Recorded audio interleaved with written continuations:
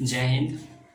हम संस्कृत में अव्यय बताए थे, अव्यय, और अव्यय में खंड क था, खंड क हो चुका था। अब खंड ख में स्थानवाचक अव्यय विचार यानी पद खंड क, हम खंड क पढ़ाए थे, अब खंड ख में हम लोग चल रहे हैं।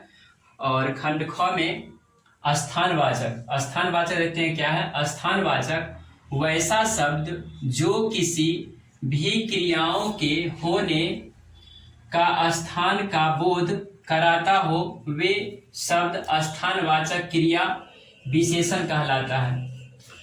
स्थानवाचक वैसा शब्द जो किसी भी क्रियाओं के होने का स्थान का बोध कराता हो, वे शब्द स्थानवाचक क्रिया विशेषण कहलाता है। यानी स्थानवाचक वह शब्द है जो किसी क्रिया का होने का बोध कराता है, स्थानवाचक शब्द कहलाता है। ठीक है, तो ये संस्कृत और ये हिंदी। अब यत्र मतलब जहां, कोई स्थान यानी जहां। तत्र संस्कृत में तत्र और हिंदी में तत्र का वहां। कुत्र कुत्र या क्व मतलब कहां। अत्र यहाँ, ध्यान रखिएगा, यत्र मतलब होता है जहां और अत्र मतलब यहां। सर्वत्र सब जगह, सर्वत्र मतलब सब जगह, सर्वत्र भी होता है और सर्वत्र। ठीक है। अंत मतलब भीतर, वही, बाहर। अंतरा मध्य। ठीक है। ऊंचे, ऊपरी, अपृष्ठात, इसका मतलब होता है ऊपर, यानी उच्चे, ऊपरी, उपरिष्ठात मतलब उपरिष्ठात यानी ऊपर। ठीक है। उसके बाद फिर संस्कृत और इसका हिंदी अर्थ। नीचे या अधस्तात् मतलब क्या होता है, नीचे, अधस्तात् और मतलब होता है नीचे, उसका हिंदी अर्थ।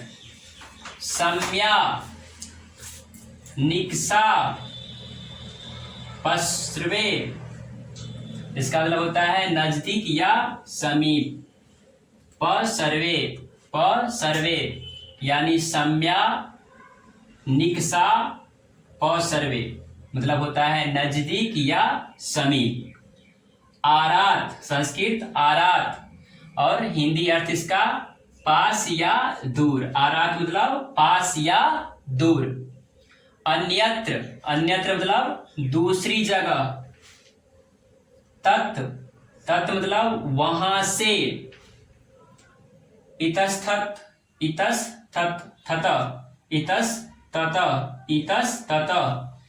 मतलब इधर या उधर। इतस्तत इधर या उधर। अग्रे, अग्रे या पूर्वतः, इसका मतलब आगे। ठीक है। अभीतः सामने, परितः चारों ओर। ठीक है, ये सबको देखना है। अब हम आगे चलेंगे, यानी खंड घ में, और खंड घ में है मेरा परिमाणवाचक। यानी परिमाणवाचक क्या होता है, परिमाणवाचक क्या होता है।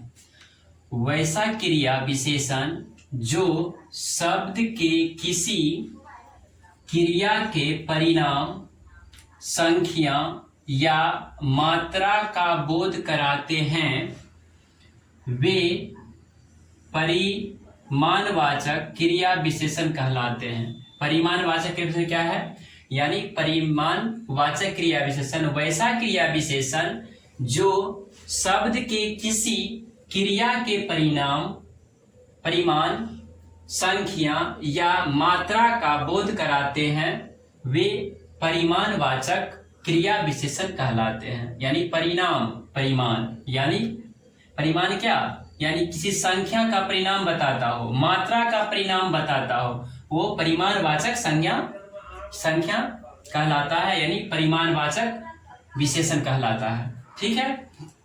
अब चलेंगे इसमें अब इसमें क्या क्या है उसको जरा देखते हैं। यानी संस्कृत अनुवाद, यानी संस्कृत और हिंदी अर्थ। संस्कृत यानी संस्कृत इसका, और इसका हिंदी अर्थ। कि किंचित, किंचित मतलब होता है कुछ, किंचित, किंचित मतलब कुछ, ठीक है। यानी संस्कृत में किंचित और इसका हिंदी अर्थ कुछ। यावत, यावत मतलब जितना, यावत मतलब जितना। उसके बाद तावत, तावत मतलब उतना, तावत, तावत उतना, ठीक है। नैनम, नैनम मतलब थोड़ा, नैनम थोड़ा। परकामम, प्रकामम, प्रकाम मतलब अधिक, प्रकामम, प्रकामम अधिक। सामी, सामी, सामी मतलब आधा, आधी, सामी आधा, आधी। नाना, नाना मतलब अनेक, यानी अनेक प्रकार का, नाना अनेक प्रकार का, अनेक, ठीक है। ईसत, ईसत मतलब कुछ, ईसत मतलब कुछ। उसके बाद अलम, पर्याप्त, अलम मतलब पर्याप्त। संस्कृत अलम और हिंदी उसका पर्याप्त। उसके बाद केवलम, केवलम मतलब केवल, केवलम केवल। कृतम, कृतम मतलब वश या काफी, ठीक है। भ्रीसम, भ्रीसम अधिक का अधिक, यानी अधिकों से अधिक, अधिक का अधिक, भ्रीसम, ठीक है। उसके बाद मानक, मानक मतलब थोड़ा, मानक मतलब थोड़ा।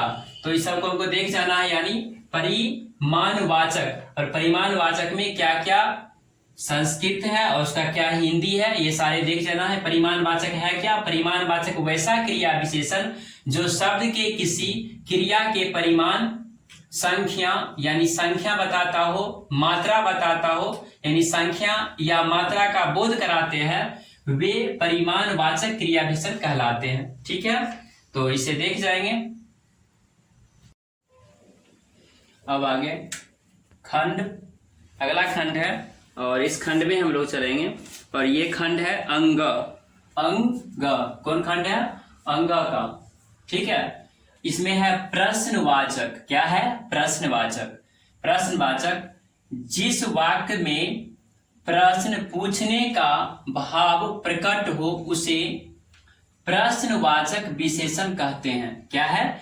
जिस वाक्य में प्रश्न पूछने का बोध हो, यानी प्रश्न पूछने का भाव प्रकट हो या प्रश्न पूछा जा रहा हो, जिस वाक्य में प्रश्न पूछने का भाव प्रकट हो उसे प्रश्नवाचक विशेषण कहते हैं। अर्थात वैसा शब्द जो संज्ञा या सर्वनाम को संशोधित करके प्रश्न बताते हैं, ठीक है। क्या है? वैसा शब्द जो संज्ञा या सर्वनाम को संशोधित कर, यानी संशोधित करके प्रश्न बताते हो, यानी उसका प्रश्न बताता हो, प्रश्न निकालता हो, वह क्या है? प्रश्नवाचक विशेषण है। अब चलेंगे अगला नोट। इसमें क्या है? प्रश्नवाचक विशेषण में मूल रूप से तीन क्या है? प्रश्नवाचक विशेषण है। क्या है? मूल रूप से तीन प्रश्नवाचक विशेषण है। अब देखेंगे, यानी मूल रूप से तीन क्या है? प्रश्नवाचक विशेषण है, ठीक है। अब देखते हैं प्रश्नवाचक विशेषण में मूल रूप से तीन को कौन है। जैसे कौन सा, यानी प्रश्नवाचक प्रश्न कह रहा है, यानी कौन सा, क्या क्या कह रहा है? क्या। अगला और किसका, यानी कौन सा, क्या और किसका, ठीक है। ये क्या कर रहा है? प्रश्न कर रहा है। क्या कर रहा है? प्रश्न कर रहा है, ठीक है। आगे चलते हैं, अब उसका देखते हैं। अब आगे जो है इसका संस्कृत है, इसका हिंदी अर्थ है। यानी किसका? प्रश्नवाचक जो शब्द आता है, जो वाक्य आते हैं, उन वाक्य में क्या होता है उस पर जरा हम लोग विचार करते हैं। इसमें है कदा। कदा मतलब होता है कब, यानी कोई क्वेश्चन पूछ रहा है कदा, कब, कब, किसी भी बात से कब, ठीक है। अथ यानी किम, अथ यानी किम। हाँ तो क्या, यानी अथ, अथ किम, अथ किम मतलब अथ किम, यानी हाँ तो क्या, इसका मतलब हाँ तो क्या, क्वेश्चन ही है, हाँ तो क्या, क्वेश्चन मार्क्स आ रहा है। उसके बाद उसके अगला किम किम थर्म, किम किम थर्म, किम थर्म मतलब किस लिए, ये भी क्वेश्चन मार्क्स आ रहा है। किम थर्म किस लिए। क्व या कुत्र, क्व या कुत्र कहां, क्वेश्चन ही है कहां, क्वेश्चन वाचक चिन्ह आ रहा है। कुतः, कुतः मतलब कहां से, कुतः कहां से, संस्कृत कुतः, हिंदी कहां से। उसके बाद कथम कैसे, कथम कैसे। उसके बाद किम क्या, ठीक है। तो ये सारे हैं प्रश्नवाचक यानी प्रश्नबोधक, ठीक है, या प्रश्नवाचक शब्द हैं और इसे हम देख लेंगे आगे है। और हमने जो पीछे पढ़े थे जरा उस पे जरा एक बार आप लोगों के साथ दिखा देते हैं। और पार्ट 6 में हमने कल का क्लास किया था। पार्ट 6 में अव्यय का परिभाषा क्या किए थे, अव्यय का परिभाषा, क्रिया विशेषणों का वर्गीकरण। अब हमने अव्यय का परिभाषा आप लोग को बता दिया और क्रिया विशेषणों का वर्गीकरण जो कल के क्लास में हुआ था आपको खंड क, और खंड क में हुआ था कालवाचक। क्या हुआ था, खंड क में कालवाचक। और आज हम आपको पार्ट 7 जो बताए हैं, पार्ट 7 में खंड क स्थानवाचक, ठीक, खंड ख क के बाद खंड ख हो गया, खंड ख में स्थानवाचक और खंड ग में रीतिवाचक। क्या है, खंड ग में रीतिवाचक और खंड घ में परिमाणवाचक। खंड घ में क्या है, परिमाणवाचक और अंग में क्या है, प्रश्नवाचक, ठीक है। यानी स्थानवाचक, स्थानवाचक, रीतिवाचक, परिमाणवाचक और प्रश्नवाचक। और पहले क्लास जो हुआ था कालवाचक का हुआ था, अव्यय का हुआ था। और आज का जो क्लास रहा है आपका स्थानवाचक, रीतिवाचक, परिमाणवाचक और प्रश्नवाचक। इस सभी पे आपका क्वेश्चन अनुवाद लेखन कराया जाएगा और इसमें सिखाया जाएगा कैसे इसके अनुवाद बनेगा। और इसमें आपको मूल रूप से आपको अव्यय में आपको मूल रूप से संस्कृत और इसका हिंदी जो अर्थ होता है जो हमने पीछे से बताते आया है, से कदा मतलब कब, अथ की मतलब कहाँ, तो क्या, ठीक है, ये सारे को देखते हुए चलना है। कुत्र मतलब कहाँ, ठीक है, कुत्ता कहाँ, ठीक है, कथम कैसे, किम क्या, ये सारे शब्द को हमें देखना है। और आगे हमें क्या करना है, अनुवाद करना सीखेंगे आगे, इससे बड़े बड़ा अनुवाद कैसे किया जाए। और आप लोग ये जितना भी मैंने पढ़ाया अव्यय से संबंधित सारा अव्यय देख लेना। और कुछ और अव्यय बच गया उसे हम अगले पार्ट में आप लोग को लेके आ रहे हैं और बता रहे हैं फिर। और इस सारे अव्यय को आप लोग पूरा कर जाएंगे, देख जाएंगे। और इसके देखने के बाद आप लोग फिर आगे अनुवाद लेखन करेंगे, ठीक है। तो आप लोग बने रहिए, चैनल को लाइक कीजिए, शेयर कीजिए और सब्सक्राइब कीजिए। जय हिंद।